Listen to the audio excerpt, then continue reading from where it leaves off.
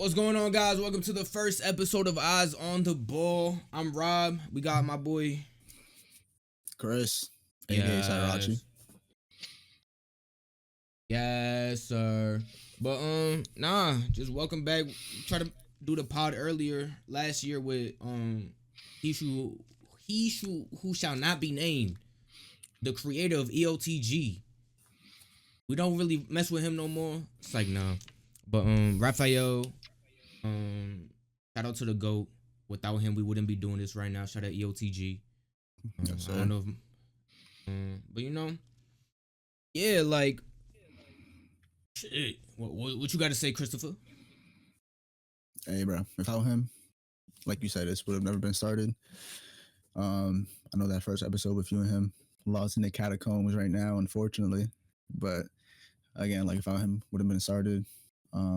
We might try to have him on a couple of the future shows for sure, because he deserves to be here. And again, But he a busy man. He a busy man though, so we got to. That is true. Work around his schedule. He out there making films and stuff like that. But over here we just talk about ball. That's all we worry about over here on this side. But Sir. yeah. So we just wanted to get into a little intros and stuff like that. So I'll go first. I'm Rob again. Love basketball. My favorite sport. I love me some LeBron James. I'll die for that man any day of the week. It don't matter. But yeah, I got into basketball around 2016. Around that time, NBA Finals, peak year. Love NBA since then. LeBron. That's all I gotta say, man. LeBron. Lakers fan, obviously, because I'm rooting for LeBron. But even after he retired, I'm gonna be a Lakers fan. Yeah, bro, it's where I seen him play the longest. But Yes, sir. yeah, let me go pass it off to Chris. All right, so grew up as a baseball player my entire life. But then, quarantine hit. I got used to playing basketball, watching Fight React. Shout out Fight Reacts. The whole reason why, honestly, I started liking basketball more and more. Then I watched them react to John Morant highlights, and I changed my life completely. Ever since then, I've just been a Ja fan, a Grizzlies fan. Like since then, just always trying to support. And yeah, this electrifying player, winning player, this my cup of tea. This my goat, basically. You said winning player. Has he made it out of the second round?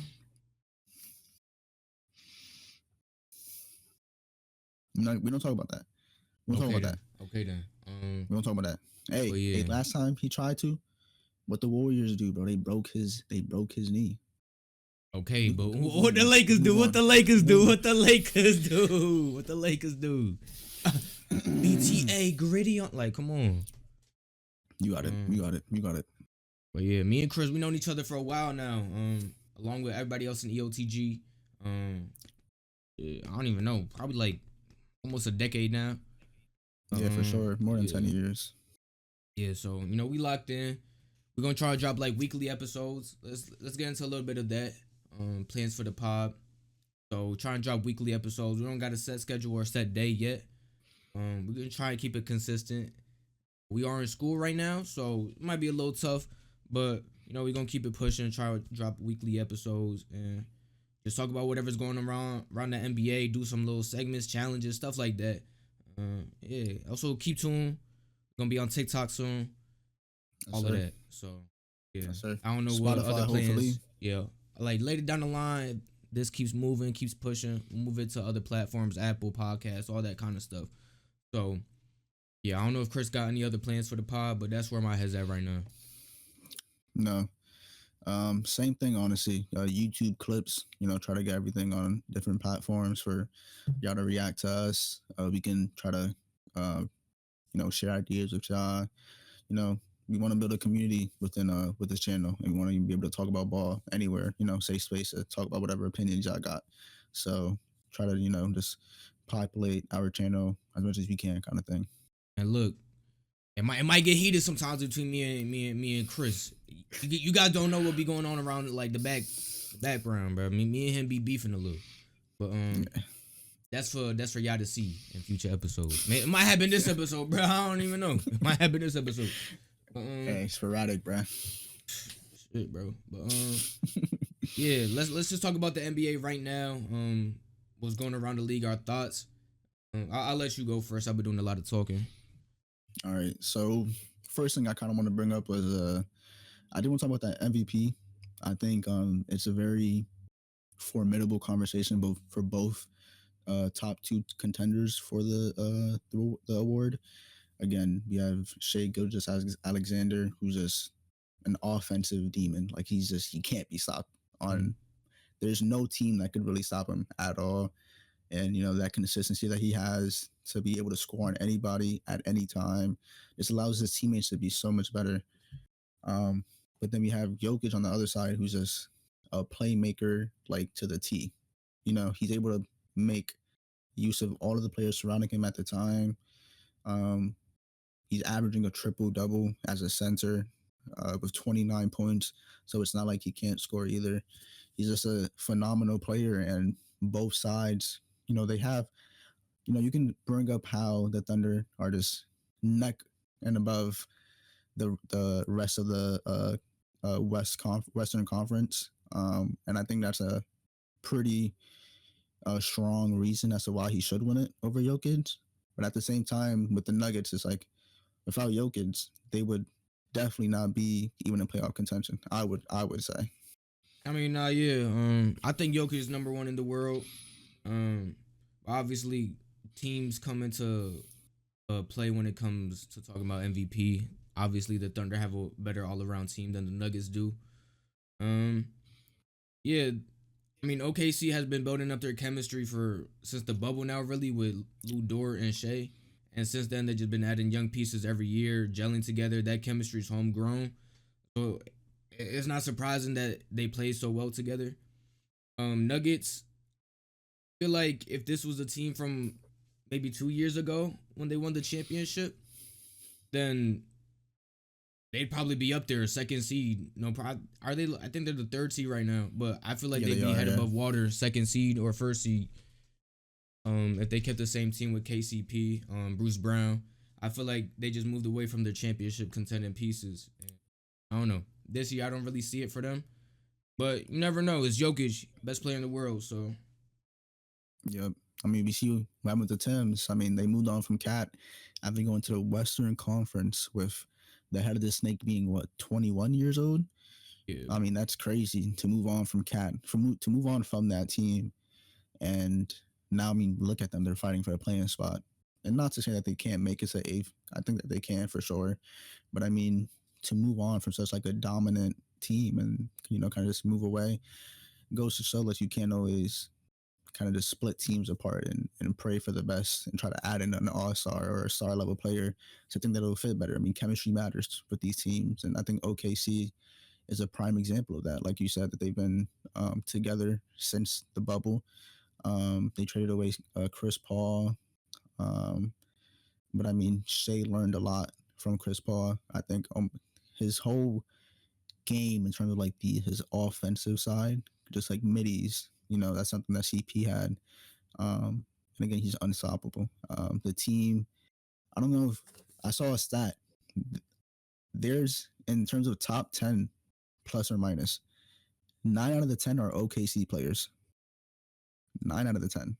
I mean, bro, because it's like Like, Shea doesn't even really play fourth quarters. He does most of his scoring the first three quarters, so it makes sense. Like yep, they're already blowing out teams, or they're already up by big by the fourth, so they just sit their best players. So it makes sense. yep, yep. I think Um, yeah. So like as well, OKC. I mean, what makes them so? I mean, obviously, we do know how Sam Presti just garnered so many first round picks for the future, and they have such a promising future. Like if they don't win this season, they don't win it all. It can be a little bit disappointing, but they still have a long lasting nah, future. yeah, Um, they got like the next decade with Shea and that core around him with Chet and J Dub. Even if exactly. like that core itself doesn't work, you still got Shea and you still got all those picks. So if they want to shake stuff up, they could. So even if the Thunder don't win this year, they're still set up for success for like so many years to come. It really doesn't Uh, really matter. yeah. But, Um, I kind of wanted to talk about the other teams in the oh Western yeah, Conference for now. We can do Eastern the next one if you want to. But with the Western Conference right now, I mean it's a tough conference. Teams are separated by like 1 to 2 games. There's kind of getting more separation now with like 3, 4 games. But I mean that's a tough conference other than the first seed. no, yeah, shit, bro. I know. Lakers been fighting for the playing spot for like just a bubble. It feels like, so I know firsthand how it is to have to fight through those games and how every game matters. Like all those games that you lose in the beginning of the season, like we lost games to the Hawks, the Hornets. Those games could have made us up right now. We could have been like the second seed right now if we didn't lose those games. So that really just goes to show how every single game is important. You can't really sell a game in the NBA because again, it is the NBA team that you're facing. It's not. I feel like in other sports, it's kind of easier to separate a good team from a bad team. But in the NBA, you could really just lose to the worst team in the NBA at every given night because anybody could go on a hot streak or anything like that. So For sure. I NBA mean, and it just doesn't help either that the West is stacked. It's been stacked like my whole time watching the NBA and even before that. So it's nothing really new that the West is jumbled up like this. But I think the Clippers are like 11 games above 500 and they're like the AFC right yeah, now. So yeah, it's that's crazy. insane. I mean, that's just like crazy. And I mean, to be the eighth seed, 11 wins above 500. I think the Eastern Conference, I think other than like the top 3 teams, like there's not a lot of teams that are either above 500 or like Hmm. close to being 500. So the crazy, like it's just a tough conference. And I mean, um, again, like the Nuggets, for example, they're third seed. The second seed are the Rockets right now. Yeah, The Rockets. And again, we just they're beat them a though. great team. Yep, it's true. Dylan Brooks, shout out Dylan Brooks. He playing for y'all. um, but the Rockets are the second seed right now, and they're a young team with a great coach. But they're the second seed. They're above the Nuggets. They're above my Grizzlies. They're above the Clippers. I mean, you can say, all right.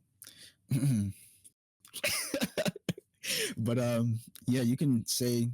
I mean, they've beaten a lot of teams that are also above 500. So I think they obviously deserve the spot. But yeah, again, they're the second seed. The Nuggets were reigning or champions before. They're under the Rockets. The Clippers, who have Kawhi and Harden, Zubac, Norman Powell, or Powell. Um, that's a great team too. Derrick Jones Jr. as well, an amazing defender who got traded from the Mavs a while ago. And look at the Mavs now. I mean, I they mean, went from I think they're like on a 4 game winning streak since AD came back or something. But like, yeah, I think so obviously too. that's Shout out not the AD. position they were in a year ago, being in the finals. So, Yep. but I want to go back to the Rockets. Um, just to talk about a little bit them and how I think they're doing the playoffs. I believe they're a good team. They're a well coached team. They got Ime Udoka, one of the best coaches in the NBA, and their team all around just fits well together. They got say what you want about Fred VanVleet. Without him, that team looks like a mess. Without him on the floor, I Yep. swear he was out for like 2 weeks, and they went on a crazy losing streak or something like that. Yeah, they did. They did. I And look, remember he that. came back second seed. So he's very, I feel like underappreciated for that team. Valuable And player. yeah, but at the end of the day, I feel like experience is gonna come to play in the playoffs for sure. Because LeBron's 20 something years in the playoffs compared to like what Amen Thompson who has zero. It's stuff like Yeah. that just makes you doubt those younger teams that are higher seeds. Um, but yeah, I think their ceiling for these playoffs, we could do this like for other teams. We could say their ceilings and their floors, but for the Rockets, I believe their ceiling, like at max, would be a Western Conference Finals. But like that's really pushing it max, and their Yeah, floor could very well be a first round exit. So for sure. yeah, For sure. I think so too. But the Rockets, again, team of young players. Fred Van Vliet obviously is a great veteran to have on the team. He's very valuable to the team. Experience does matter in the playoffs. So I mean, this happened with my Grizzlies 2 years ago. We I think both of our teams had like the best records post All Star break. So Yeah. that was very fun match that was waiting to happen. Even though we lost like 4-2, it almost felt like we got swept because the difference in experience matters. Matchups matter as well, of course, but it's experience matters. You know, you have younger players with the rock in their hands in a series where every possession literally matters for you to win the game. You know, they make a mistake, the other team, who again, like you guys had LeBron and Anthony Davis, you guys capitalized immediately. Every single mistake capitalized, and I mean, at the end of the day, that's what won y'all games. Our Mm-hmm. younger players making mistakes. John Morant, unfortunately, you know, he kind of would play with not without intent, but I think there were some times he got a little bit too aggressive, kind of not thinking with his like playmaking ability and just kind of just going for the bucket. But again, that's a tough team. That's a tough team of defenders as well. Again, you had Anthony Davis, who's one of the best defenders in the league. You know, it was just a tough matchup, and I think the Rockets are going to be unfortunately a victim of that. Um, like you said, I think the ceiling being the Western Conference Finals, I think that is also pushing it. But I can't see it. I can't see it happening for sure with how the matchups go. You know how the seedings Yeah. pan out with the end of the games. Um, I can definitely see it happening for sure. But I think the thing that will most likely happen is probably like the ceiling is a first round for sure. Probably will happen is a second round, depending on how that first round goes, depending on who they play. Like if they play the Clippers, that might be, you know. Yeah. But but yeah, I think with the Rockets, it's like again, experience matters. They're a crazy good team. Ime Udoka is an insanely good coach. I think they're just missing like a player who um kind of has gravity. You know, kind of can be able to like every defender looks at him when Mm-hmm. he has the ball in their hand. Jalen Green is amazing in terms of his what he can do on the offensive end, but sometimes you know he has those stretches of bad games where he may, you know, he's not really a playmaker. That's one thing out of his game that really benefits the team a lot, and especially in the playoffs where sometimes you might get doubled or even tripled sometimes if you drive to the paint. You know, you got to be able to pass the ball or make the right pass, know what type of passes, know when to pass out, things like that. Um, and I don't know if a trade with like if they get a superstar, if that's going to make the team a lot better because Mm-hmm. again they're still really young. Um, you know, growth as the young players again. Amen Thompson is very much like his upside.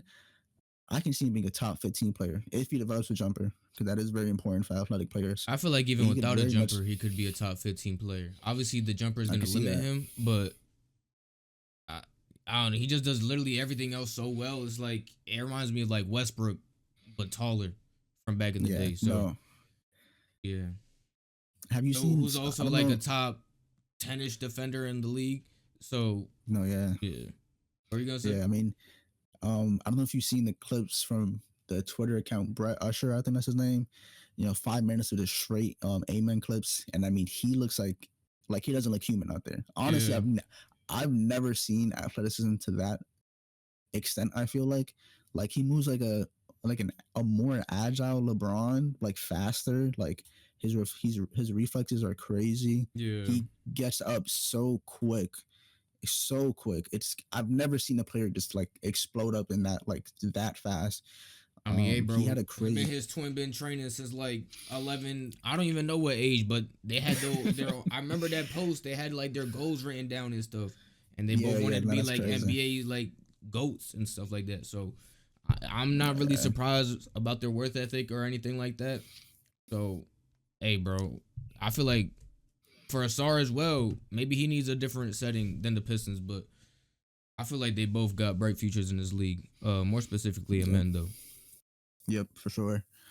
Let's switch Um, to other teams though. Let's talk about yeah, their ceilings and floors, and then we could just kind of end it right there for the first pod, just to just so you guys could get a feel of us both and the vibes for the Yep. pod. Yep. So I want to get What's like the two easiest out of the way. Like I feel like OKC, Cavs, and even Celtics. I feel like those are just the top three like giants of the NBA right now. Um, yeah.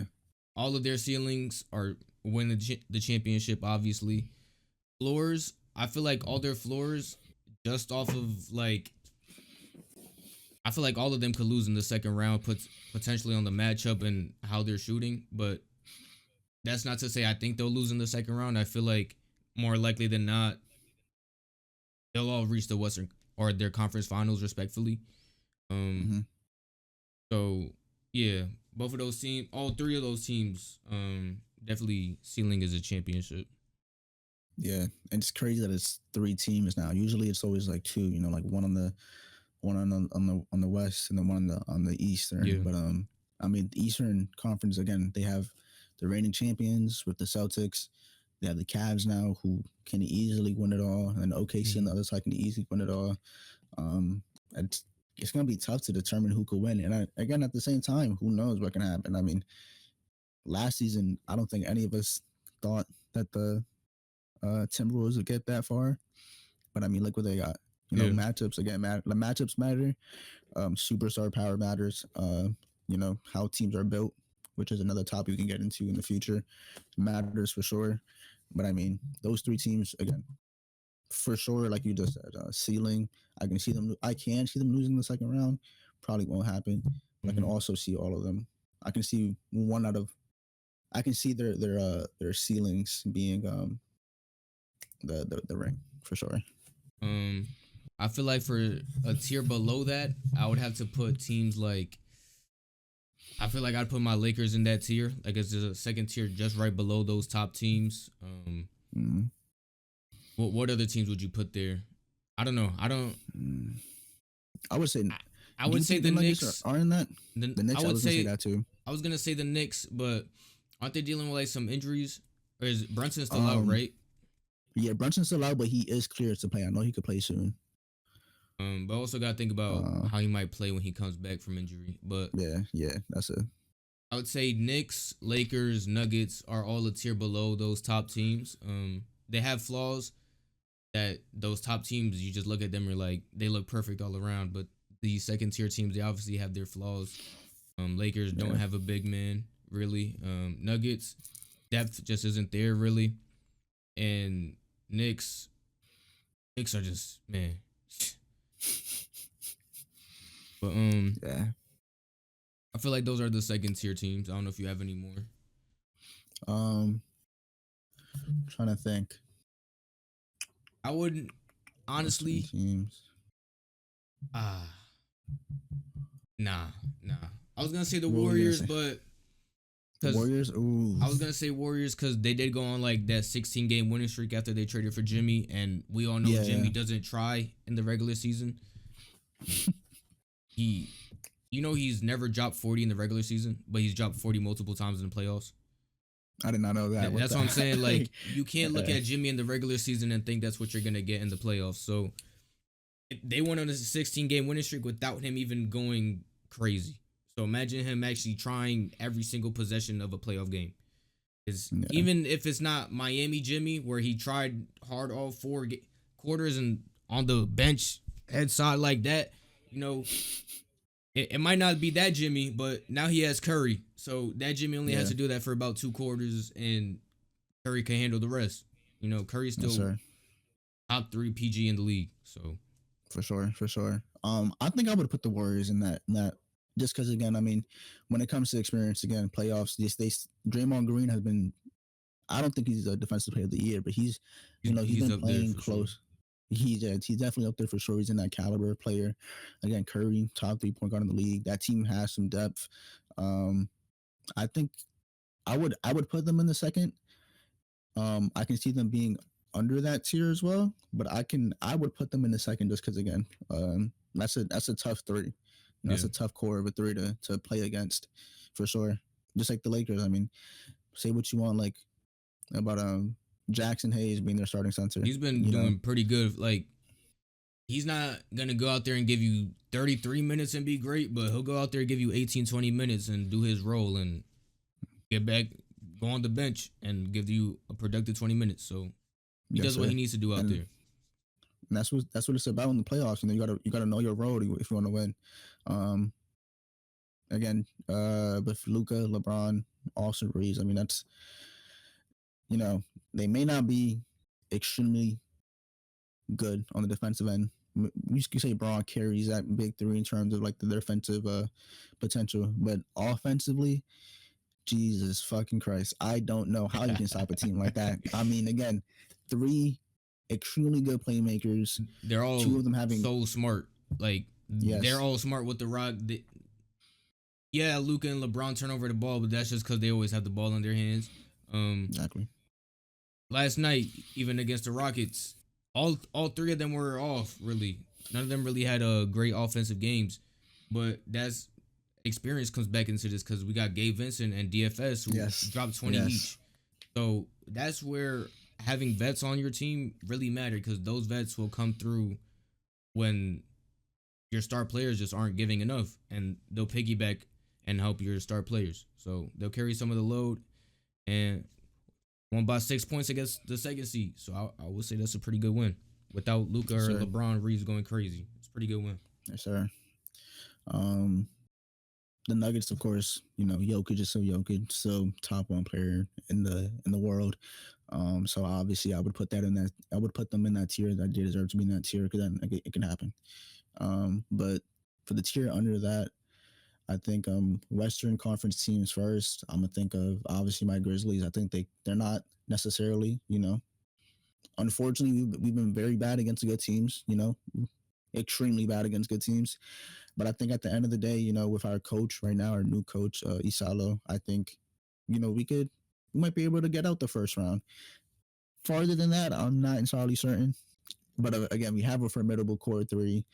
We have good depth. We have talent. It's just about execution on our end, to be honest. The Timberwolves, I put in that tier. I would Again, also put the Clippers in that tier. for sure. Um, yeah, Timberwolves, Clippers, If we're looking out east, uh Pacers. I would say yeah, I would Pacers put for Pacers sure. that tier. Outside of that, on the east, I don't really have faith in anybody really else going that far. Like this third tier is kind of where I have like dark horses where we're not really expecting them to do much, but they could go in there steal a series from one of the top seeds. So you know, Yeah, and for sure. Kawhi, he's just been getting better and better since he's come back. He's obviously been out a while, but he had 25 in the first half just a couple nights ago. So, and we know how he plays in the playoffs. So, I just wouldn't count the Clippers out. Um, Mm-hmm.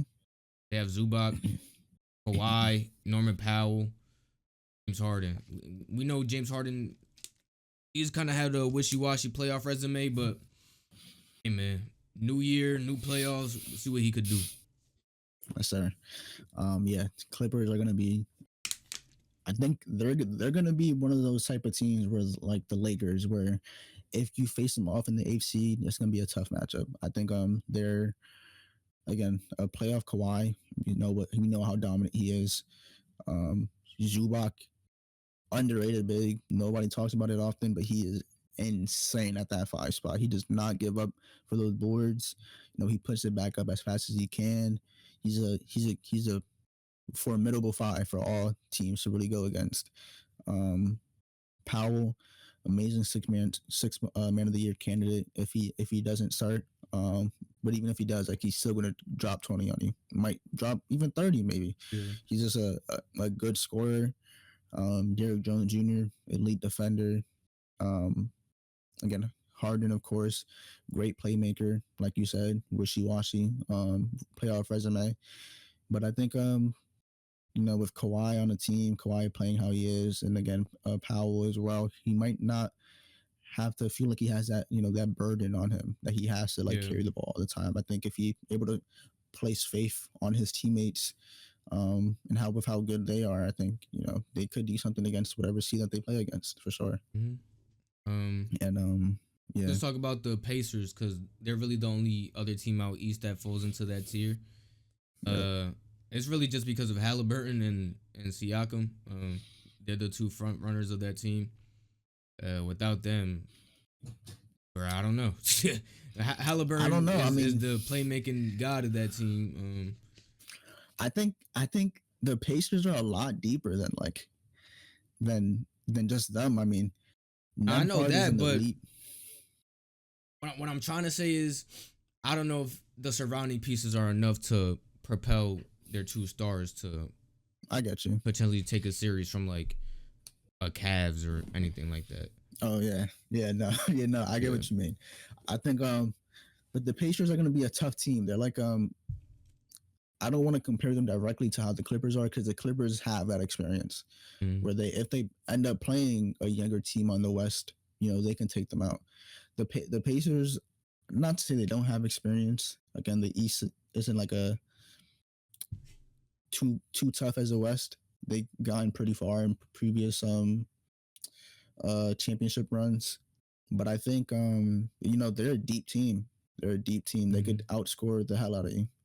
They scored 162 against the Wizards. Granted, it's the Wizards, but 162 is a lot of fucking points yeah. to score in 48 minutes of basketball. I think again, Miles Turner, he's a good center, he's a good scoring center, he's a shot blocker. Nemhard is probably their best defender with what's his name? Neesmith, I think. Yeah. Those two are pretty good defenders. Again, Halliburton is the offensive engine for that team. He's been on a tear since the All Star break. Just like the assist to turnover ratio is like fucking Mm, extraordinarily good. It's crazy good. Um, and then like you said, with Siakam and I think Obi Toppin as well they're both two good scorers who I would say probably rely on Siakam more than Obi Toppin, but I think you can still expect Obi to be able to score a rock. Defensively, again, that's where the team kind of lacks, I think. But offensively, they could keep it up with other teams, yeah. but I don't think they'll get that far either. I think ceiling I mean, floor is like a first round. Ceiling would be like, I don't know. I would say both the ceiling and floor are the second round. I think because I think they can get out the first round depending on who they play. Yeah, I see that. I see that. Yeah, Um, yeah, I feel like that's it for all the teams that we think could actually do something in the playoffs. Um, let's just talk about some teams that might have been maybe not disappointing. I mean, there is disappointing teams like the Suns, the but Bucks. teams that you just wish had more, um, or did more this season. Um, Bucks, I feel like they started off the season pretty rocky, but I feel like after Yeah, that they straightened out. But not having Dame anymore is gonna kill them for sure. yeah, It's really just the Giannis show out there, and we see how mad he's been getting recently with all those players on the floor. So, I think Giannis could propel them to second round for sure. Um, so yeah, maybe put the Bucks in that third tier just because they have Giannis, but I don't really see them doing anything at all in these playoffs. Talk yeah, about the for sure. Suns, their disappointing season. Why not even I make the mean, play-in? I think they're like a couple games actually out of the play-in. yeah, So I I think think they're the just Kings are missing. above them. I think. Yeah, they're not even gonna make the play-in. So obviously KD's getting traded this summer. Maybe Book, but I've heard they want to keep building around Book or retool around Book. I don't know how well that's gonna work when you still. I'm pretty sure Yeah, Bradley Beal's still on contract. Um, so I don't really know what direction this team heads in, other than trading KD and maybe just even if you trade him, you're trading him for what younger pieces or win now pieces. I don't know. I think Suns yeah, messed up in general trading for Bradley Beal. I don't know. I feel like they should have stayed patient and found some other ways because now look at the position they're in. They have no future picks for themselves that they can trade. Um, yeah, and I don't know. The future is just looking really bleak. yeah. I mean, they with last season, I forgot what they ended up with last season, but I know what they did want was a point guard who could kind of like help with the system, kind of like be a point guard, a true guard. So they got Tyus. They fucking suck. Yeah. That didn't fix anything. They stink.